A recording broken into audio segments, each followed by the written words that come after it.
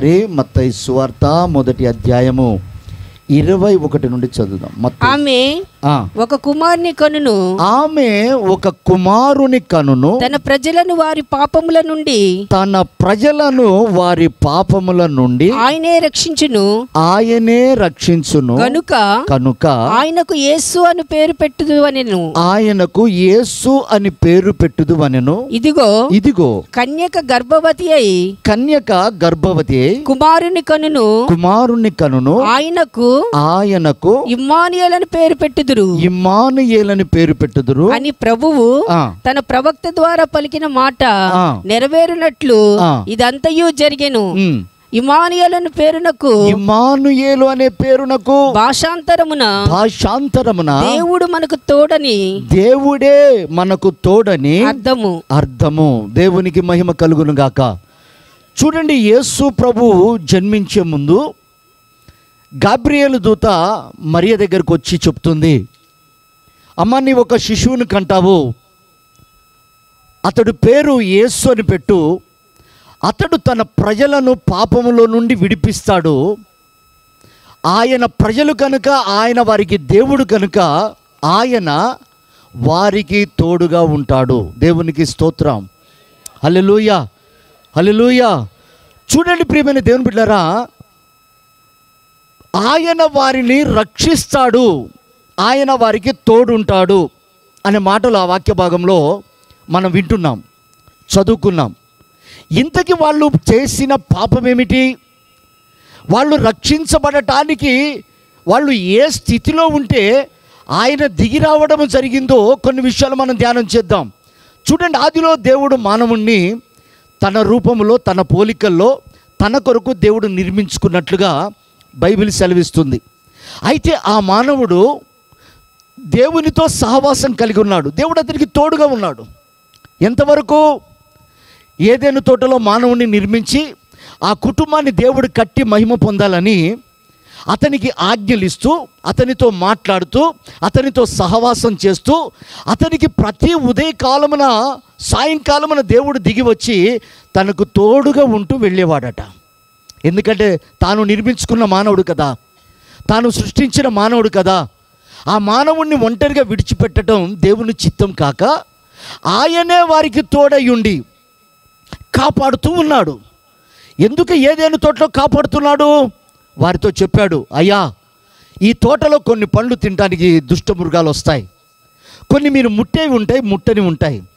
కానీ నేను ఏదైతే చెప్తున్నానో అవి ముట్టకూడని వాటిని మీరు ముట్టకూడదు, తినే వాటిని మీరు తినండి అని వారికి చెప్తూ, ఆ దుష్టుడు వీరిలో ప్రవేశింపకుండా, దుష్టుడు వీరిని పాడు చేయకుండా, దుష్టుడి ప్రభావం వీరిపై పడకుండా ఆయనే ప్రతినిత్యము దిగి వచ్చి వీరిని కాపాడుతూ ఉన్నాడు. దేవునికి స్తోత్రం కలుగును గాక. హల్లెలూయా. వీరిని కాపాడుతున్న క్రమంలో ఆ సర్పమైనటువంటి అపవాది అవ్వ మనస్సును పాడు చేసి దేవుని మాటకు విరోధంగా ఆమెలో ఒక ప్రేరేపణ కలుగచేసి ఆ సహవాసము నుండి ఆయన నుండి దూరపరిచిన మానవుడు శాపంగా మార్చబడ్డాడు. ఆశీర్వాదాలు కోల్పోయాడు, సహవాసాన్ని కోల్పోయాడు, దీవెనలు కోల్పోయాడు, ఆరోగ్యాన్ని కోల్పోయాడు, అనేకమైన నష్టాల పాలయ్యాడు, సుఖాన్ని పోగొట్టుకొని చెమట రూపంగా మారిపోయాడు. అనేకమైన శాపానికి ఒక మానవుడు మారటానికి కారణం ఏంటంటే ఆయన తోడును పోగొట్టుకున్నాడు. దేవునికి స్తోత్రం. హల్లెలూయా, హల్లెలూయా. ప్రియమైన దేవుని బిడ్డలారా, ఒక రోజున ఐగుప్తు దేశంలో తన ప్రజలందరూ ఇదిగో వాళ్ళు పడినటువంటి శాపాన్ని అనుభవిస్తూ కన్నీరు కారుస్తూ ఉండగా, దుఃఖపడుతూ ఉండగా, సమాధానాన్ని కోల్పోయి ఉండగా, బహువేదన పడుతూ వారు రోదనతోని చేస్తూ ఉన్న సమయంలో ఆయన స్వహస్తాలతో చేసుకున్న మనుషులు దుఃఖపడటం చూడలేక, బాధపడటం చూడలేక, కన్నీరు విడవడం చూడలేక, వేదన అనుభవించడం చూడలేక ఆకాశములో నుండి ఆయన దిగి వచ్చినట్లుగా బైబిల్ సెలవిస్తుంది. దేవునికి స్తోత్రం. చదువుదాం అన్నమాట. నిర్గమకాండము 3వ అధ్యాయము 7, 8 వచనాలు మనం చదువుకుందాం. మరియు యెహోవా ఇట్లనెను, నేను ఐగుప్తులోనున్న నా ప్రజల బాధను నిశ్చయముగా నేను చూశాను. పనులలో తమ్మును కష్టపెట్టుకుని వారిని బట్టి వారు పెట్టిన మొరను వింటిని. వారి దుఃఖములు నాకు తెలిసే ఉన్నవి. కాబట్టి ఐగుప్తీయుల చేతిలో నుండి వారిని విడిపించుటకును ఆ దేశములో నుండి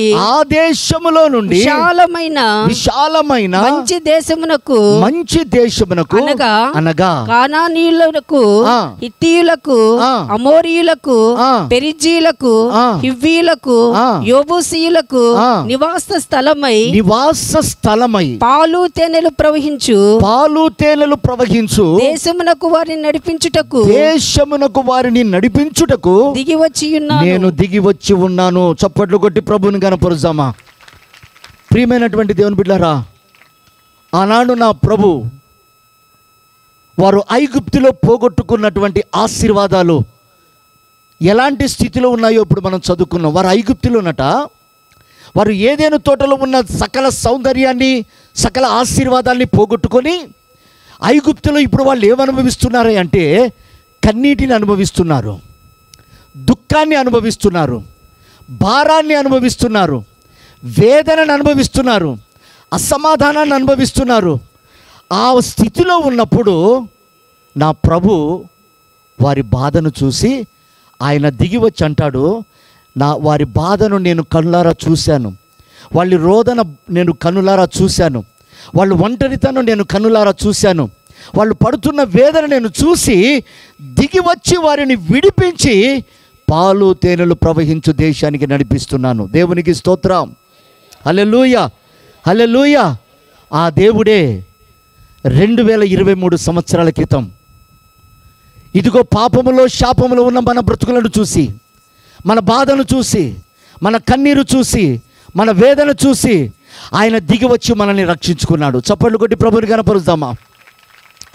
ఆ దేవుడే ఈ రోజున ఇదిగో ఈ పట్టణ ప్రజలకు ఒక శుభవార్తను అందిస్తున్నాడు. ఈ కరీంనగర్ పట్టణంలో కన్నీటితో ఉన్నవారిని ఆయన చూస్తున్నాడు, దుఃఖంతో ఉన్నవారిని ఆయన చూస్తున్నాడు, వేదనతో ఉన్నవారిని ఆయన చూస్తున్నాడు, ఒంటరితనంతో వేసారిన బ్రతుకులను ఆయన చూస్తూ అంటాడు, ఇదిగో 2000 సంవత్సరాల క్రితం నీ కొరకు నేను మరణించాను, 2000 సంవత్సరాల క్రితం నీ కొరకు నేను ఉదయించి మరణించి నీ కన్నీటిని నాట్యంగా మార్చుటకు నేడును నేను సజీవంగా ఉన్నానని చెప్తున్నాడు. దేవునికి స్తోత్రం. హల్లెలూయా. ప్రియమైన దేవుని బిడ్డలారా, ఇదిగో మా కన్నీరు తుర్చిన దేవుడే, మా నిందను భరించిన దేవుడే, మాకు సహాయకుడిగా ఉన్న దేవుడే, మా శాపాన్ని కొట్టివేసి ఆశీర్వాదం ఇచ్చిన దేవుడే ఈరోజు నిన్ను, నీ కుటుంబాన్ని పిలుస్తున్నాడు. నీ బాధను చూసి ఊరుకోవటానికి ఆయన శిల్పం కాదు, నీ కన్నీరు చూసి నాకు అవసరం లేదని వెళ్ళటానికి ఆయన ఒక చెట్టు పుట్ట కాదు. ఆయన సజీవుడైన దేవుడు. ఆయన రక్తము నేటికి రక్షించుటకు అర్రులు చాచి నిన్ను పిలుస్తుంది. ఈ రోజున నీవు కానీ మనోనేత్రాలు వెలిగింపబడి నీ కన్నీరు తుడిచేవాడు ఒకడున్నాడని, నిన్ను ఓదార్చేవాడు ఒకడున్నాడని, నిన్ను ఆదరించేవాడు ఒకడున్నాడని నీ మనోనేత్రాలు వెలిగింపబడితే నీ దుఃఖము నాట్యంగా మార్చబడుతుంది. నిందకు ప్రతిగా, అవమానానికి ప్రతిగా పూమాలను నా దేవుడిస్తాడు. నిన్ను తృణీకరించిన వారి ఎదుటే నా దేవుడు నిన్ను గణపరుస్తాడు. చప్పట్లు కొట్టి ప్రభుని గణపరుస్తాం. ఈరోజు యేసు ప్రభు పుట్టిన శుభవార్త ఏమిటంటే ఆయన కన్నీరు చూసి దాటిపోయే దేవుడు కాదు, వేదన అనుభవిస్తున్న వారిని చూసి దాటిపోయే దేవుడు కాదు. నీవు పూజిస్తున్న దేవుళ్ళు దేవతలు వెళ్ళిపోతారేమో, నిన్ను కన్నవారు నీకు దూరం అవుతారేమో, నిన్ను కట్టుకున్నవాడు నీ బాధను చూసి విడిచిపెడతాడేమో. ఒకవేళ నీకు ఆప్తులుగా అనుకున్నవారు, అండగా నిలుస్తాననుకున్నవారు ఒకవేళ నీ కన్నీరు వేదన చూసి దూరం అవుతారేమో. నా దేవుడు అంటున్నాడు, ఈరోజు నేను ఉదయించింది నీ కోసమే. దేవునికి స్తోత్రం. హల్లెలూయా, హల్లెలూయా. ప్రియమైన వారలారా, ఆయన మనకు తోడుగా ఉంటే ఆ రోజు జరిగిన అద్భుతాలు ఏమిటంటే ఎర్ర సముద్రం వారికి అడ్డొచ్చింది. నేనంటాను, నీకు తోడు ఉంటానన్న మనుషులు మన దగ్గర లేకపోవచ్చు, నీతో 7 అడుగులు నడిచి నిన్ను అల్లారు ముద్దుగా చూసుకుంటానని 100 మంది ముందు ప్రమాణం చేసిన వాడు మూర్ఖంగా మారవచ్చు. నేనంటాను, ఏ షరతు లేకుండా నిన్ను పిలుచుకున్న దేవుడు ఏ ఈగ వాలినా నీ మీద ఏ ఈగ వాలినా అని అంటాడు, నిన్ను ముట్టినవాడు నా కనుగుడ్డును ముట్టినట్టు. దేవునికి స్తోత్రం కలుగును గాక. వాళ్ళన్నా విడిచిపెడతారు, కానీ నీ మీద ఈగ వాలకుండా చూసుకునేవాడు ఎవరైనా ఉన్నారంటే ఆయన నా ప్రభువైన యేసు క్రీస్తు. దేవునికి మహిమ కలుగును గాక. హల్లెలూయా, హల్లెలూయా. ప్రియ దేవుని బిడ్డలారా, ఆయన మనల్ని రక్షించుకున్నది ఎందుకనంటే, మరి దుష్టుడనేవాడు ఈ లోకంలో ఉన్నాడు. ఈ లోకంలో ఉన్న 2 శక్తులు, ఒకటి దైవికమైన శక్తి, మానవుని పతనం చేయాలని చూస్తున్నటువంటి దుష్ట శక్తి. ఒకటి మంచి చేస్తుంది, ప్రేమ, నమ్మకత్వం, తగ్గింపు, సహవాసం, దీర్ఘశాంతం, ఓర్పు. అవి దైవికమైన శక్తి మనకు నేర్పిస్తుంది. అదే దుష్ట శక్తి కోపము, అసూయ, ఈర్ష్య, పగ, కక్ష సాధింపు, నింద మోపే అనుభవాలు, ఇవన్నీ కూడా దుష్ట శక్తి మీద ఆధారపడతాయి. ఇప్పుడు దేవునికైనా కావలసింది మానవుని శరీరమే, దుష్టునికైనా కావలసింది మానవుని శరీరమే. ఒకవేళ నీవు దేనికి ప్రాధాన్యత ఇస్తే, మంచితనానికి, మానవత్వానికి, తగ్గింపుకు, క్షమాగుణానికి నువ్వు అవకాశం ఇస్తే ఆ దేవుడు నీలో నివసిస్తాడు. ఒకవేళ నీవు ఈర్ష్యకి, కక్షలకి, కపటానికి, నటనకి, వేషాధరణకి, దుష్టుని సంబంధమైన ఆలోచనలకు నీ మనస్సును నువ్వు ఏకీభవిస్తే దుష్టుడు వశం చేసుకుంటాడు. ఈ రోజున 2 పరిపాలిస్తున్నారు. ఒకటి దుష్టుడి సంతానం, ఒకటి దైవికమైన సంతానం. ఈరోజు మనం ఏ సంతానంలో ఉన్నామో మనం జ్ఞాపకం చేసుకోవాలి. ప్రియ దేవుని బిడ్డలారా, అన్యులు రక్షించబడటానికి సిద్ధంగా ఉన్నా వారి కొరకు పరాక్రమ కార్యాలు చేయడానికి వారి పక్షంగా నా దేవుడు సిద్ధంగానే ఉన్నాడు. ఆనాడు ఎర్ర సముద్రం చీల్చబడింది.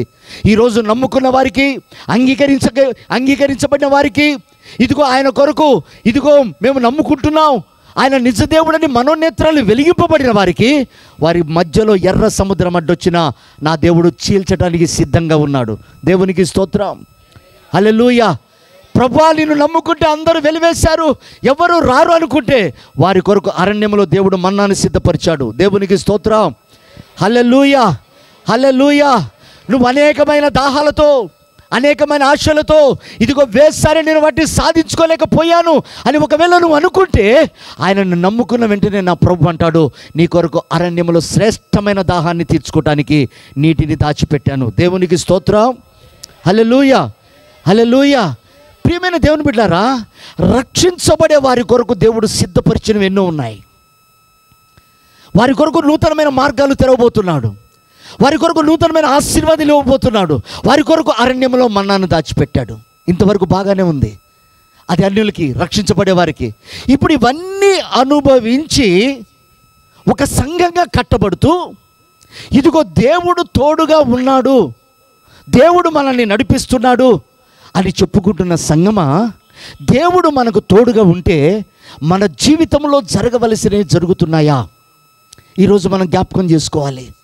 మనం రక్షించబడి ప్రభువుని అంగీకరించి ఎన్నో సంవత్సరాలు అయి ఉండవచ్చు. 10 సంవత్సరాలు కావచ్చు, 20 సంవత్సరాలు కావచ్చు, 5 సంవత్సరాలు కావచ్చు. ప్రభువుని అంగీకరించావు, తెలుసుకున్నావు ఆయన రక్షకుడని, ఆయనే సమస్తము చేయగలడని. ఈ రోజున మరి నీ జీవితంలో ఆయన శక్తిమంతుడిగా ఉన్నాడా, బలహీనుడిగా ఉన్నాడా? ప్రజలు నిన్ను చూస్తున్నప్పుడు, ఇదిగో రక్షించబడ్డ వారి కుటుంబం, రక్షించబడిన వారి బిడ్డ, రక్షించబడిన వాని కొడుకు, ఆయన సర్వోన్నతుడైన దేవుడు, ఆయన పైన రాజ్య భారం ఉంది, ఆయన పేరు యేసు, ఆయన రక్షకుడు అని మనల్ని చూసినప్పుడు బంధకాలు తెగిన వారిగా కనపడుతున్నామా? సమస్యల నుంచి విడిపించిన వారిగా కనపడుతున్నామా? ఆయనను నమ్ముకున్న వారికి భూమి మీద సమాధానం అన్న వాగ్దానం మన జీవితాల్లో నెరవేర్పు జరుగుతుందా? ప్రియమైన వారలారా, ఈ రోజున ఆయన తోడుంటే ఎర్ర సముద్రం పాయలైంది. అక్కడ ఆయన తోడుంటే కరువు లేదు, సమృద్ధితో ఆహారం కుమ్మరించబడింది. ఆయన తోడుంటే అరణ్యంలో బండలో దాహము తీర్చడానికి ఒక శ్రేష్టమైన నీరు ఎల్లప్పుడూ సిద్ధంగా ఉంది. చేదైన అనుభవాలన్నీ కూడా అక్కడ మధురంగా మార్చబడ్డాయి. అంత మధురంగా మార్చబడిన ఆ జీవితాలు ఈరోజు మనలో కనబడుతున్నాయా? మనలో కనబడుతున్నాయా? మోషే అంటాడు, ప్రభువా నీ సన్నిధి నాతో రాకపోతే నేను వెళ్ళలేను. ఎందుకన్నాడు ఆ మాట? ఆయన సన్నిధి మనతో రాకపోతే మనకు శాపం, ఆయన సన్నిధి మనతో రాకపోతే మనకు దరిద్రం, ఆయన సన్నిధి మనతో రాకపోతే, ఆయన తోడు మనకు రాకపోతే అపవాది మార్గంలో పొంచి ఉండి వాడు మనల్ని సంహరిస్తాడు. ఎందుకోసం తోడుంటానన్నాడు?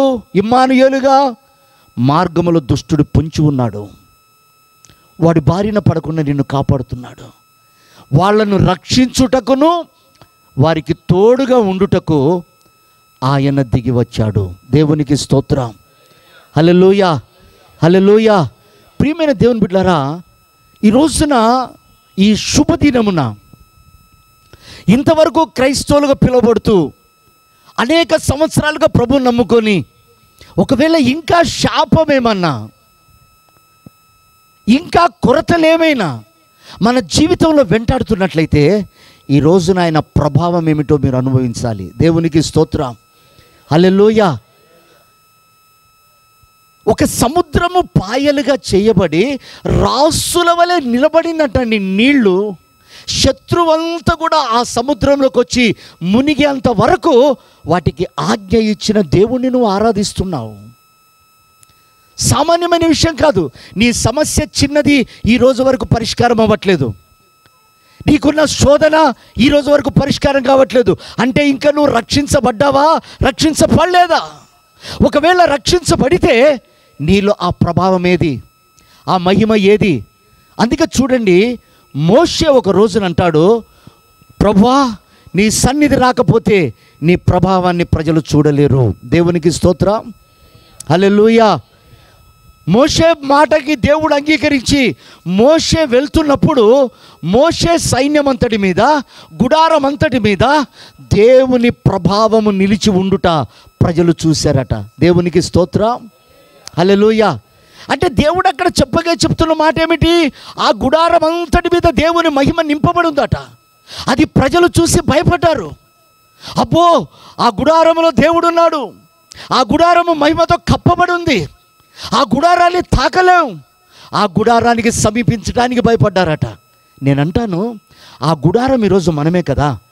అపోస్తలుడైన పౌలు అంటాడు, మీరు దేవునికి ఆలయమై ఉన్నారని, దేవుడు మీలో నివసిస్తున్నాడని మీరు ఎరుగరా? అంటే ఆ గుడారం ఏమిటి, ఆ మందిరం ఏమిటి? ఆ ప్రత్యక్ష గుడారమే. దేవుడు తన్ను తాను ప్రత్యక్షపరుచుకునేదే ప్రత్యక్ష గుడారం. దాన్నే పౌలు గారు అన్నాడు, దేవుని మందిరమై ఉన్నారు మీరు. అంటే మందిరంలో దేవుడు ఉంటాడు కనుక అది దేవుని మందిరమైంది. ఒక విగ్రహం ఉంటే అది విగ్రహంకు సంబంధించిన మందిరం. ప్రియమైన వారలారా, ఈ రోజున దేవుడు మనకు తోడుగా ఉండుటకు, మనల్ని రక్షించుటకు మనల్ని ఏర్పాటు చేసుకున్నాడు. ఇప్పుడు మనం ఏమై ఉన్నాం? దేవుని మందిరమై ఉన్నాం. అంటే ఇప్పుడు మన మీద మనలో ఏముండాలి? దేవుని మహిమ. దేవునికి స్తోత్రం. హల్లెలూయా, హల్లెలూయా. దేవుని మహిమ అంటే ఏమిటి? దేవుని ఆజ్ఞలు, దేవుని స్వభావం. ఆదిలో దేవుని మాట వినక దేవుని మహిమను కోల్పోయారు. అంటే ఆజ్ఞానుసారంగా బ్రతకక, దేవుని మాటకు లోబడక వాళ్ళు ఏమైపోయారు? దేవుని మహిమను కోల్పోయారు. ఇప్పుడు మోషే అంటాడు, ప్రభువా నీ మహిమను ప్రజలు చూడాలి, నీవు నాతో రా. దేవుని సన్నిధి మోషేతో వెళ్తున్నప్పుడట ప్రజలు దేవుని మహిమను చూశారు. ఇప్పుడు ప్రభు చెప్తున్న మాట ఏమిటంటే, మనలో దేవుని మహిమ దినదినము అధికం కావాలి. వయస్సు పెరుగుతుంది. పుట్టినప్పుడు 9 సంవత్సరాలు 9 నెలలు అలాగే ఉండట్లేదే మనం. వయస్సుతో పెరుగుతున్నప్పుడు అవయవాలు పెరుగుతున్నాయి, వయస్సు పెరుగుతుంది, డబ్బు పెరగాలని ఆశపడతాం, కుటుంబాలు పెరగాలని ఆశపడతాం, సంపద పెరగాలని ఆశపడతాం. మరి దేవుని మహిమ విషయం ఏమిటి?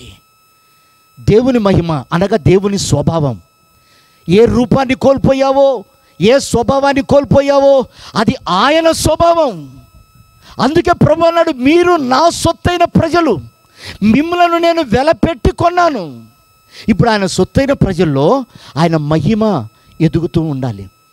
అందుకే హగ్గైతో అంటాడు, ముందుపటి మందిరపు మహిమ కంటే కడపటి మహిమ యొక్క మందిరము యొక్క మహిమ అది మించును అని సైన్యములకు అధిపతికి యెహోవా సెలవిస్తున్నాడు. అది దేవుని యొక్క వాగ్దానం, అది దేవుని యొక్క ప్రణాళిక. మందిరములో మహిమ పెరగాలి, దినదినము మహిమ పెరుగుతూ ఉండాలి. బైబిల్ సెలవిస్తుంది, ఇదిగో భూమి మీదంతా కూడా దేవుని మహిమ చేత నింపబడింది. దేవునికి స్తోత్రం, హల్లెలూయా, హల్లెలూయా. ఎప్పుడది ఆయన శరీరధారిగా ఆయన పరిశుద్ధమైన పవిత్రమైన పాపమెరుగని కాలు భూమి మీద మోపినప్పుడు భూమి అంతా కూడా మహిమతో నింపబడింది. దేవునికి స్తోత్రం కలుగును గాక, హల్లెలూయా. ఆ రాజ్యము, ఆ మహిమ భూమి మీద స్థాపించబడింది. ఈ భూలోక రాజ్యాలన్నీ వానివైనా నా ప్రభు అంటాడు, ఈ భూమి మీద దేవుని యొక్క మహిమ అల్లాడుతుంది. ఇప్పుడు మహిమ అల్లాడుతున్నప్పుడు నా ప్రభు అంటాడు, నిన్ను నన్ను ఆయన అమూల్యమైన రక్తాన్ని వెలగా చెల్లించి ఆయన ఎందుకు కొన్నాడో తెలుసా, ఎందుకు కాపాడుతున్నాడో తెలుసా? అన్య జనుల ఎదుట నీ ద్వారా నా ద్వారా ఆ మహిమ ప్రత్యక్షపరచబడాలి. చప్పట్లు కొట్టి ప్రభుని కనపరుద్దాం. దేవునికి మహిమ కలుగునుగాక, దేవునికి మహిమ కలుగునుగాక. ఆయన అంటాడు, నా మహిమ అన్య జనుల ఎదుట ప్రచురము కానివ్వండి. ఎవరు ప్రచురం చేయాలి? దేవుడే చేయాలనుకుంటే మోషేని ఎందుకు కోరుకునేవాడు? దేవుడే చేయాలనుకుంటే ఆయన స్వయాన ఆయన సమస్త రాజ్యాలను పరిపాలించవచ్చు కదా. మోషేని ఎందుకు ఎన్నుకున్నాడు? అబ్రహాముని ఎందుకు ఎన్నుకున్నాడు? దావీదుని ఎందుకు ఎన్నుకున్నాడు? ఈరోజు మనలందరిని ఎందుకు ఎన్నుకున్నాడు? ప్రియమైనటువంటి దేవుని బిడ్డలారా, ఆయన రక్తములో కల్మషము లేదు, ఆయన రక్తములో పాపము లేదు.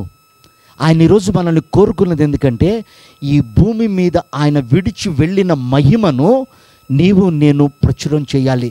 మనోనేత్రాలు ముయ్యబడిన వారికి, గుడ్డితనంతో ఉన్నటువంటి వారికి, వాస్తవాన్ని గ్రహించక బ్రతుకుతున్న వారికి, చీకటిలో ఉన్న వారికి వెలుగు ప్రసాదించటానికి, బంధకాలలో ఉన్న వారికి విడుదల కలగటానికి, దీని కొరకే కదా దేవుడు తన ఆత్మ చేత మనల్ని నింపి ఆయన మన ద్వారా మహిమపరచాలనుకుంటున్నాడు. దేవునికి స్తోత్రం, హల్లెలూయా, హల్లెలూయా, హల్లెలూయా. ప్రియమైన వారలారా, అన్యజనుల ఎదుట నేటికి నేను అవమానపరచబడబోతున్నాను, సిగ్గుపడుతున్నాను అనటానికి కారణం ఏంటంటే ఆ మహిమను మనము ప్రత్యక్షపరచబడకపోవడమే. ఒక క్రైస్తవులుగా ఉండి ఎన్నో సంవత్సరాలుగా ప్రభుని నమ్ముకొని మహిమ అల్లాడుతుందట. భూమి మీద అంతా కూడా దేవుని మహిమ నింపబడి ఉందని బైబిల్ సెలవిస్తుంది. చదవండి ఆ మాట ఒకసారి. క్షమించండి, సంఖ్యాకాండము 14వ అధ్యాయము 21వ వచనం. అయితే నా జీవము తోడు భూమి అంతయు యెహోవా మహిమతో నిండుకొని ఉండును. చాలండి, యెహోవా మహిమతో నిండుకొని ఉండెను. దేవునికి మహిమ కలుగును గాక. అలాగే మొదటి దినవృత్తాంతములు 16:24 కూడా మనం చదువుకుందాం.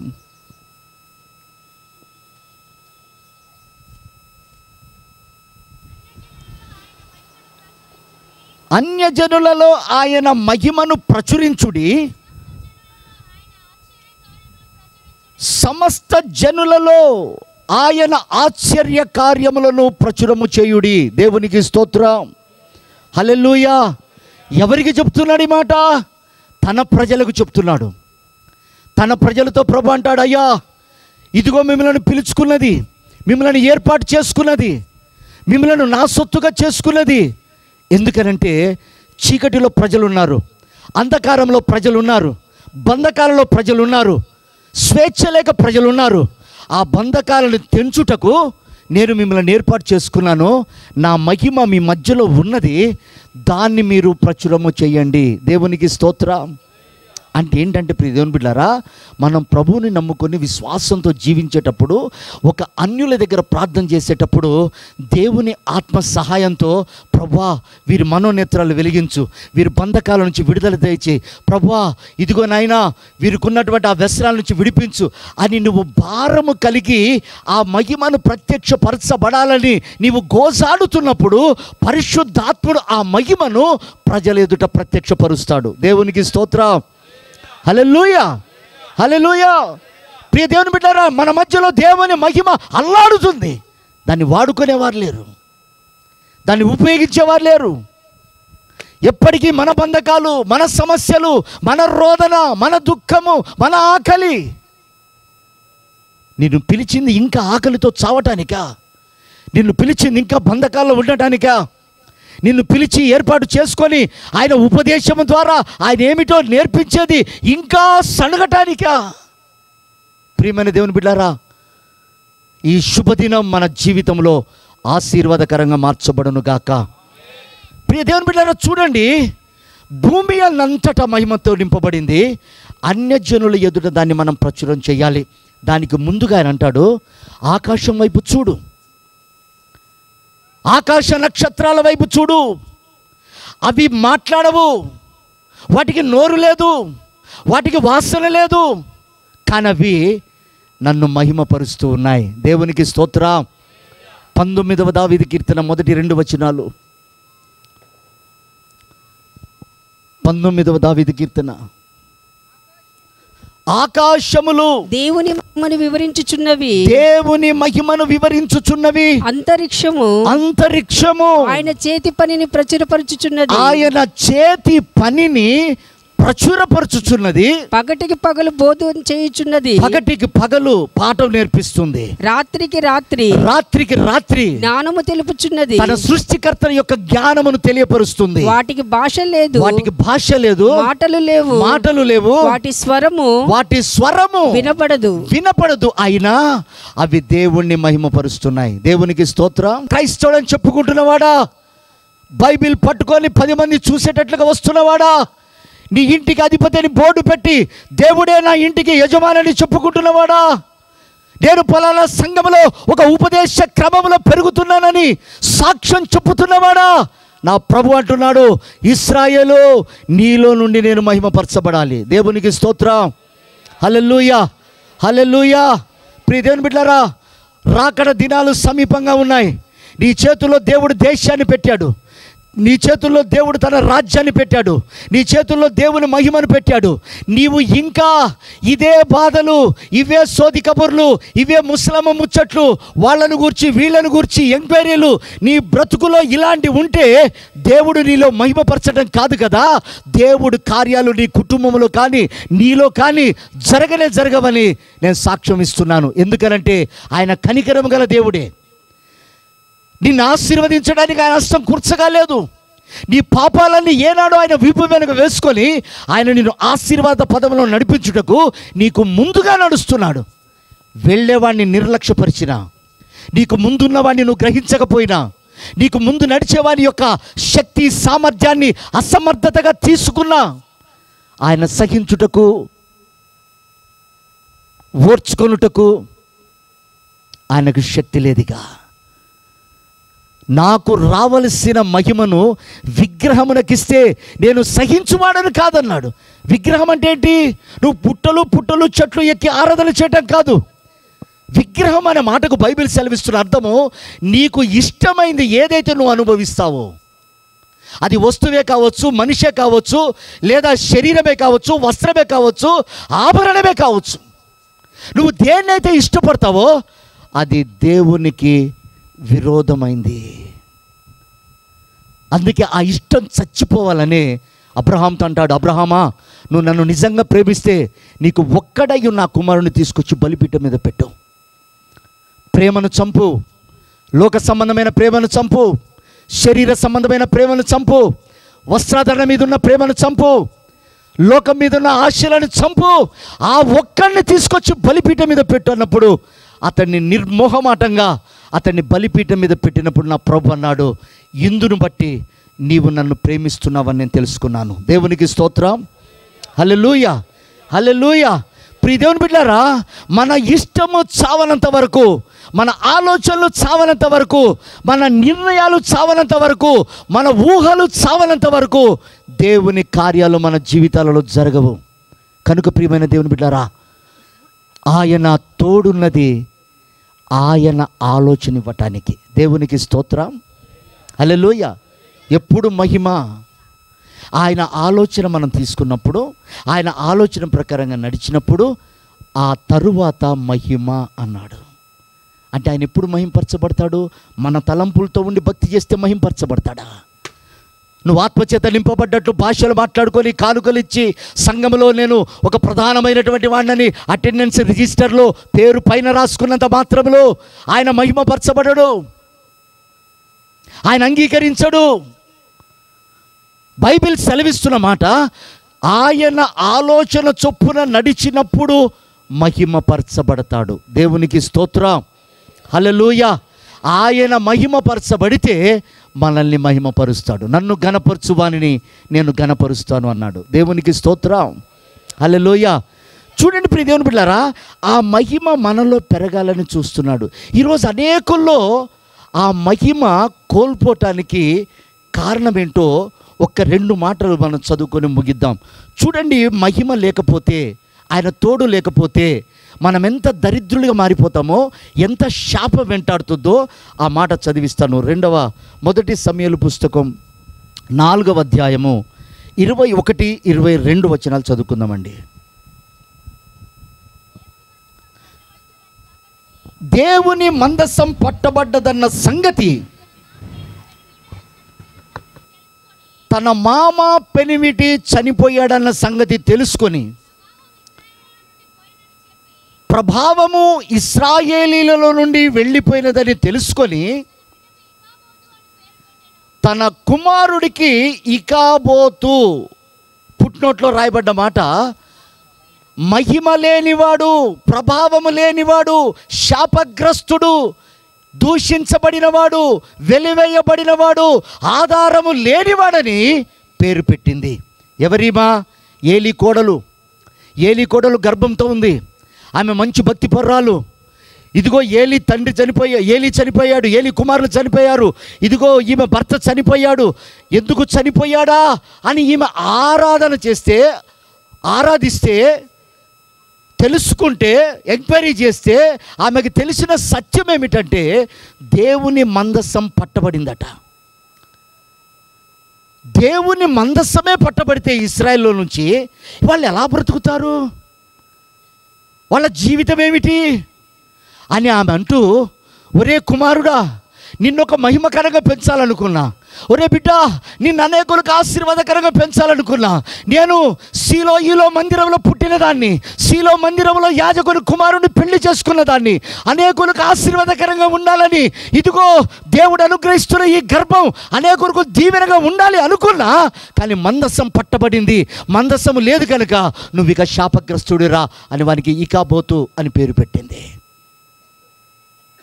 మందస్సము లేకపోతే ఆ బ్రతుకు శూన్యం. ఈ రోజున దేవుణ్ణి నమ్ముకున్న బిడ్డల్లో దైవ స్వభావాన్ని సంపాదించకపోతే ఇకాబోతులే పుడతారు. మహిమ లేని సంతానాన్ని కంటాం. మనం చేసే పనిలో మహిమ ఉండదు, మన సంపదలో మహిమ ఉండదు, మనం వెళ్ళే పనిలో మహిమ ఉండదు. ఎక్కడ చూడండి శరీరము మానవ ప్రయత్నాలే కనిపిస్తాయి తప్ప దేవుని మహిమ కనపడదు. అక్కడ మందసం పట్టబడింది. దైవత్వాన్ని గురించిన భయం లేదు, దైవత్వాన్ని గురించిన దర్శనం లేదు, అంతా మానవ ఆలోచన. ఆ మంటది ఇకాబోతుగా పుట్టావురా. ఈ రోజున ప్రియ దేవుని బిడ్డలారా, మన కుటుంబాలలో ఆశీర్వాదం లేకపోవటానికి, మన పిల్లలు దీవెనకరంగా లేకపోవటానికి, మనం చేసే ప్రతి పనిలో మన సంపదను నిలిచి ఉండకపోవటానికి ఒకవేళ కారణం అదేనేమో పరీక్షించుకుందామా? ఆయన ఆలోచన చొప్పున కాకుండా మన ఆలోచన చొప్పున నడిస్తే మహిమ లేకుండా పోతుంది కదా. మన కుటుంబాలలో అసమాధానానికి కారణం, మన శరీరం సహకరించకపోవడానికి కారణం, ఎవరు చూసినా మన పైన కాలు దువ్వి గొడవ పెట్టుకుందామా, దూషిస్తామా అనేటట్లుగా కనపడే స్వభావం మనలో రావటానికి ఒకవేళ మన ఆలోచనేమో, మన తలంపులేమో. ప్రియ దేవుని బిడ్డలారా, ఈ శుభదినమున దేవుడు మాట్లాడుతున్నాడు. నిన్ను రక్షించిన దేవుడు రక్షించుటకు మరొకసారిగా ఆ రక్షణ అనుభవాన్ని జ్ఞాపకం చేస్తున్నాడు. ఆయన ఆలోచన లేకుండా ఏ కుటుంబం బతికినా అది శూన్యమే. అందులో ఇకాబోతు పుడతాడు, అందులో మహిమ లేని వారిగా ఉంటుంది ఆ కార్యాలన్నీ కూడా. చూడండి, వాళ్ళు మహిమ పోగొట్టుకున్నారట. పోనీ వాళ్ళు ఎక్కడి నుండి బయలుదేరారు? యుద్ధానికి బయలుదేరేటప్పుడు ఫిలిస్తీన్లతో వాళ్ళు ఎక్కడి నుండి బయలుదేరారో ఒక మాట చదువుకుందాం. అదే 4వ అధ్యాయము, మొదటి సమూయేలు పుస్తకం 1వ వచనం నుంచి. ఇశ్రాయేలీలు ఫిలిస్తీన్లతో యుద్ధము చేయుటకై బయలుదేరి ఎబెనేజరులో దిగగా, చూడండి, ఎబెనేజరులో దిగగా ఫిలిస్తీన్లు ఆఫేకులో దిగిరి. ఫిలిస్తీన్లు ఇశ్రాయేలీల మీద తమ్మును యుద్ధ పంక్తులుగా తీర్చుకొనగా, వారు యుద్ధములో కలిసినప్పుడు ఇశ్రాయేలీలు ఫిలిస్తీన్ల ఎదుట ఓడిపోయి యుద్ధ భూమిలోనే ఎక్కువ తక్కువ 4,000 మంది హతులైరి. దేవునికి స్తోత్రం. ఇశ్రాయేలీల ప్రజలు ఇశ్రాయేలీలని పిలువబడుతున్నారు, కానీ దేవుణ్ణి గురించినటువంటి భారం వాళ్ళకి లేదు, దేవుణ్ణి గురించినటువంటి బాధ్యత వాళ్ళకి లేదు, నశించిపోతున్న ఆత్మలను గురించిన వేదన వాళ్ళకి లేదు. కళ్ళ ముందు కట్టినట్లుగా అనేకులు కుటుంబ సభ్యులు పతనమైపోతుంటే నేను మోకరించాలి, నా చేతులు పైకెత్తాలి, నా దేవుడు ప్రార్థన చేస్తే ప్రభావాన్ని విడుదల చేస్తాడు, ఆయన మహిమపరచబడతాడు అన్న జ్ఞానము లేక అనేకులు సున్నతి లేని వారిగా ఉన్నారట. సున్నతి లేని వారి చేతిలో బలైపోతున్నారు. మహిమ వెడలిపోతుంది, అనేకుల్లో ప్రార్థన జీవితం తగ్గిపోతుంది, అనేకుల్లో బైబిల్ రీడింగ్ తగ్గిపోతుంది, అనేకుల్లో వైరాగ్యం తగ్గిపోతుంది, అనేకుల్లో ఆసక్తి తగ్గిపోతుంది.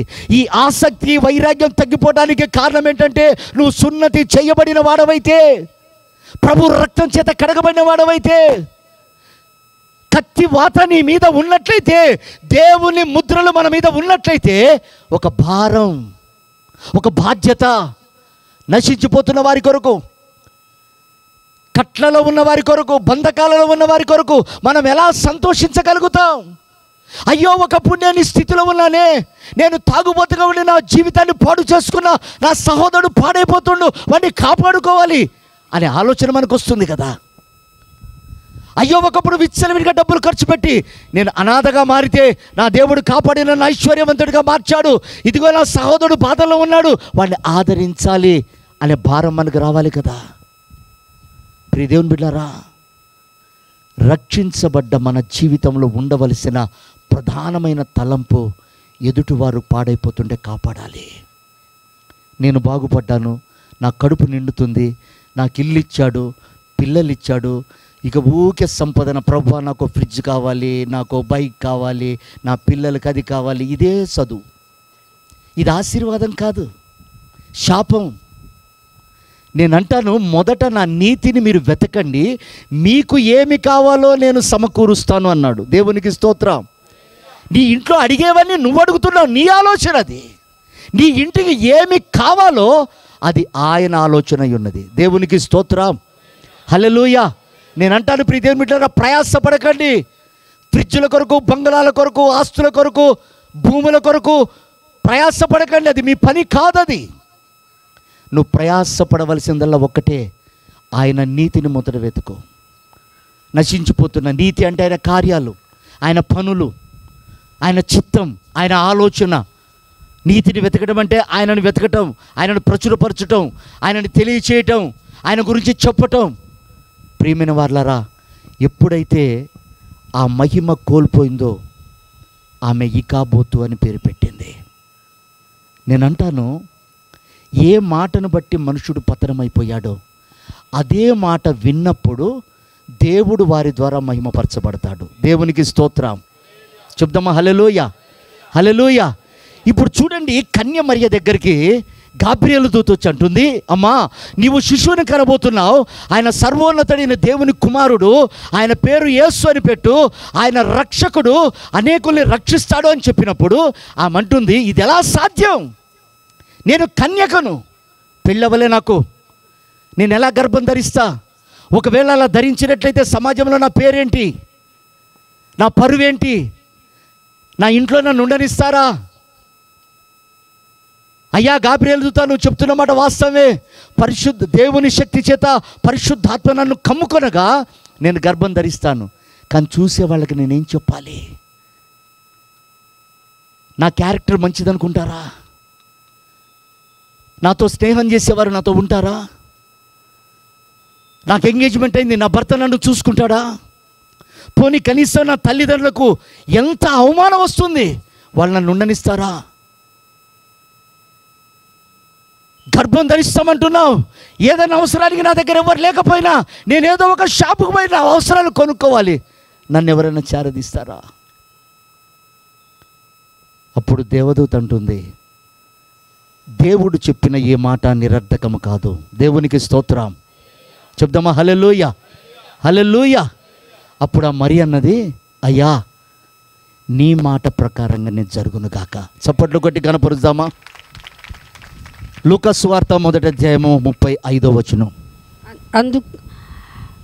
దూత పరిశుద్ధాత్మ నీ మీదికి వచ్చును, పరిశుద్ధాత్మ నీ మీదికి వచ్చును, సర్వోన్నతుని శక్తి నిన్ను కమ్ముకొనును గనుక, సర్వోన్నతుని శక్తి నిన్ను కమ్ముకొనును గనుక, పుట్టబోయే శిశువు పరిశుద్ధుడై దేవుని కుమారుడనబడును, మరియు నీ బంధువురాలు ఎలిజబెత్ కూడా తన వృద్ధాప్యమందు ఒక కుమారుని గర్భము ధరించి ఉన్నది. గొడ్రాలనబడిన ఆమెకు ఇది 6వ మాసము.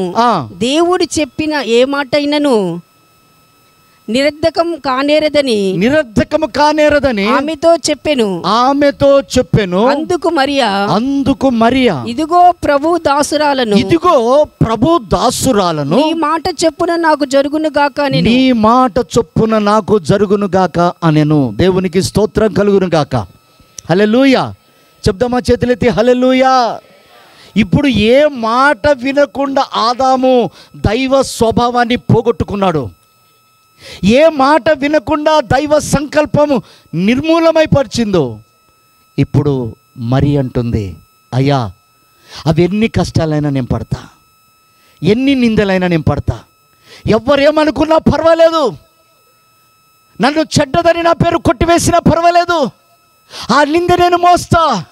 ఎందుకంటే నా మీద నీ శిలువ మోపుతున్నావు కదా, నీ మహిమను మోపుతున్నావు కదా, నీ మహిమను నా పైన పెట్టావు కదా, ఇక నేను బ్రతికినా చచ్చినా ఒకటే, నీ మాట ప్రకారము జరుగును గాక. దేవునికి స్తోత్రం. ఆమె ఎన్ని బాధలు పడిందో, ఎన్ని కష్టాలు పడిందో, ఎన్ని నిందలు మోపిందో, ప్రపంచానికి క్రీస్తును పరిచయం చేసింది. చప్పట్లు కొట్టి ప్రభుని కనపరుద్దాం. ఈరోజు యేసు ప్రభు ఆయన రక్షకుడు, ఆయన నిజ దేవుడు అని సర్వలోకము, సర్వ ప్రపంచాలు చెప్పడానికి కారణం మరియా. ఆమె ఏం సంపాదించుకుంది? ఆస్తులు సంపాదించిందా? అంతస్తులు సంపాదించిందా? ఘనతను సంపాదించిందా? కిరీటాన్ని సంపాదించిందా? పొగడ్తలు సంపాదించిందా? పేరు సంపాదించిందా? రిక్తురాలు, అవమానపరచబడి ఆమె అనేకమైన పాపాలు చేసిందని ప్రజలందరూ కేకలు వేస్తుంటే నా ప్రభుని లోకరక్షకుడిని పరిచయం చేసింది. దేవునికి స్తోత్రం. ఈ రోజున మనం ఎలా చేస్తున్నామండి? సుఖభోగాలు అనుభవించుకుంటూ ఇష్టానుసారమైన సమయంలో దేవుణ్ణి నమ్ముకో, ఏ కష్టం మాకు రావద్దు, ప్రత్యక్షపరచబడకుండా, దేవుని మహిమ వారిలో నుండి ప్రత్యక్షపరచకుండా, వారిలో అవిశ్వాసాన్ని కలుగచేసి వారి మనోనేత్రాలకు, అనగా వాళ్ళ మనోనేత్రాలు ఉన్నాయి, వాళ్ళు చూడగలిగినటువంటి వారే, వాళ్ళు విన్నటువంటి వారే, ప్రభువుని ప్రత్యక్షపరిచినటువంటి వారే, అనేకమైన లోక కార్యాలు, శరీర కార్యాలు, బలహీనమైన కార్యాలు వారిలో కలుగచేసి వారికి గుడ్డితనం కలుగచేస్తుందట. అన్నం తినకుండా చేయట్లేదండి, వస్త్రాలు కట్టుకోకుండా చేయట్లేదు, దేవుని మహిమ వారిలో నుండి ప్రత్యక్షపరచకుండా చేస్తుందట. అందుకే ప్రియ దేవుని బిడ్డలారా, నా దేవుడు అన్న మాట, మహిమలో నుండి అధికమైన మహిమలోనికి సంఘం ప్రవేశిస్తుంది. దేవునికి స్తోత్రం. హల్లెలూయా. ఇశ్రాయేలు ప్రజలారా, మీలో నుండి నేను మహిమ పరచబడాలనే మిమ్మల్ని నేను పిలిచానన్నాడు. కనుక ప్రియమైన దేవుని బిడ్డలారా, ఏ మాట ద్వారా ఆదాము దైవ స్వభావాన్ని, దేవుని మహిమను పోగొట్టుకున్నాడో అదే మాట విన్న మరియా నా దేవుణ్ణి మహిమపరిచింది. ఈరోజు మనకు నేర్పిస్తున్న పాఠం అదే. ఆయన మాట మనం విన్నప్పుడు, ఆయన మాట ప్రకారంగా మనం జీవించినప్పుడు కష్టమే, అవమానం వచ్చింది, ఆమెకి నిందలు వచ్చినాయి. ఆ మాట ఎంత మాధుర్యమైనా, ఆ మాట మనల్ని ఎంత ఆదరించినా, ఆ మాటలో ఎంత శక్తి మనలో ప్రవహించినా నింద రాక మానదు. నా ప్రభు అంటాడు, ఎవడైనా నన్ను వెంబడించగోరిన ఎడల నా సిలువనెత్తుకొని తన్ను తాను ఉపేక్షించుకొని వెంబడించాలన్నాడు. అంటే వాడు చనిపోయినట్లుగా బ్రతకాలి. కనుక ప్రియమైన దేవుని బిడ్డారా, ఒకటే గుర్తుపెట్టుకోండి, లోకములో ఉన్న ఘనతను సంఘము ఆశించకూడదు. లోకములో ఉన్న అలంకరణ సంఘము ఆశించకూడదు. లోకములో ఉన్న మాటలు, లోకములో ఉన్న పద్ధతులు సంఘము ఆశించకూడదు. ఎందుకంటే దేవుడు సంఘాన్ని ప్రత్యేకపరిచాడు. దేవునికి స్తోత్రం కలుగునుగాక. హల్లెలూయా. నీలో నుండి దేవుడు మహిమపరచబడాలని ఈరోజు నువ్వు ఇష్టపడితే, ఇన్ని సంవత్సరాలు పోయినాయి, నిన్ను ఒక మనిషిగా కూడా ప్రజలు గుర్తించలేదేమో, కనీసం నిన్ను ఇంట్లో ఒక సభ్యుడిగా కూడా గుర్తించలేదేమో, సమాజంలో ఇంత సంవత్సరాలు నువ్వు పరిచయం ఉన్నా నీ విలువేంటో వాళ్ళు గ్రహించలేదేమో. నేను అంటాను, ఈరోజు నువ్వు ఈ స్థలంలో దేవునితో తీర్మానం చేసుకుంటే, ప్రభువా, అది ఎంత కష్టమైనా, అది ఎంత అవమానమైనా, నా జీవితానికి ఎంత నష్టం కలగచేసినా ఈ నొప్పిని నేను భరిస్తాను అని నువ్వు కానీ తీర్మానం చేసుకుంటే, వచ్చే సంవత్సరం ముగింపులో నీ కుటుంబాన్ని దేవుడు కొండ మీద కట్టబడిన కుటుంబం వల్లే కనబరుస్తాడు. దేవునికి స్తోత్రం. హల్లెలూయా. ఇక నా జీవితం బాగు కాదు, నేను ఇక బాగుపడను, నా భర్తిక మారడు, నా పిల్లలు దేవుని సన్నిధికి రారు, మా సంపదన ఇంతే, ఇక నాకు పిల్లలు పుట్టరు అని ఒకవేళ బలహీనమైన తలంపులతో నువ్వు ఉన్నట్లయితే ఈ ఒక్క తీర్మానం చేసుకో, ప్రభువా, నీ మాట ప్రకారంగా నా జీవితం నడిపించు. నువ్వెలా నడిపిస్తే అలా నడుస్తాను. అది అగ్నిగుండమే కానీ, అగాధ సముద్రమే కానీ, అవి నన్ను కాల్చజాలో ముంచజాలో కదయ్యా. నీ మాట ప్రకారంగా నడవటానికి నేను తీర్మానం చేసుకుంటున్నాను అని నువ్వు కానీ నడుము కట్టుకుంటే, ప్రియ దేవుని బిడ్డారా, ఈ సమూహముతో దేవుడు ప్రపంచాన్ని మార్చగలుగుతాడు.